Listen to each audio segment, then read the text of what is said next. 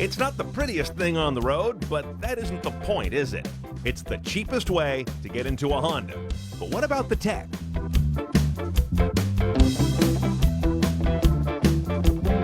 The Fit's always been one of my favorite low-cost cabins. It's been a little bit massaged. There are these little bright light markers on the gauges now that, I don't know, they appeal to me, not a big deal.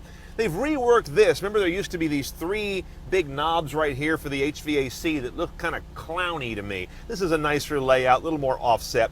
Unfortunately, I've seen this Honda head unit before, and I'm just kind of tired of it. It's not bad, it's just old and stale. But this is the optional navigation rig here.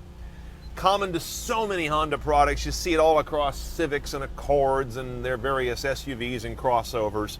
There's really nothing to report new on it, to be honest. And because this one happens to be such an old product, it is still DVD-based, not hard drive-based. You're not going to rip anything to this guy.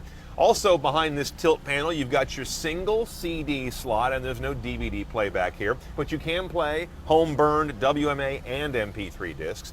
Here's the oddball, which shows you how old this thing is. It's still got a PC card slot. Rounding out your sources are AM and FM radio, no HD going on here. Compact disc I just showed you, the card, yeah, like you'll ever use that. Auxiliary goes to a couple of things. Now, first of all, I've got an aux plugged in here, an analog mini, and when that's plugged in, that's what that refers to. Yank that out, and aux has a different meaning entirely. Now you're connecting to a USB dongle here in the other glove box. Sound system is common on all these Fit Sports. You're looking at 160 watts. No fancy processing, bass, treble, fader, balance, and your speed volume control. Interestingly, Bluetooth hands-free is a la carte. It's not part of any advanced head unit you put in this car, which this is the only one. A couple other oddities about this system, more reasons why I wouldn't get it. If you get nav, you have to have an automatic transmission. There's no connection, it's just how they've got their manufacturing line set up. And oddly enough, the navigation version of the car is the only way to get the stability control system, the vehicle dynamics control that Honda has. So there's some weird tying of features around that nav head unit. Now, one of the reasons people love this car so much is they've done a really good job with the interior volume usage. In other words, you can do a lot of things with the seats. First of all, they call this a magic seat or some damn thing. Get a little yank here on the lever, and notice what's happening. The seat bottom and the seat back are kind of cantilevering down together as a unit to create a particularly low flat load floor. It's pretty clever. The other thing you can do with these seats, when they're up like this, is pull the cushion up, wow, like that. Fold this kind of cheap looking camp stool leg down. It stays up. Do that to the other side as well. And now you got a place to put your bike with, you know, the wheels off, but still, it'll fit.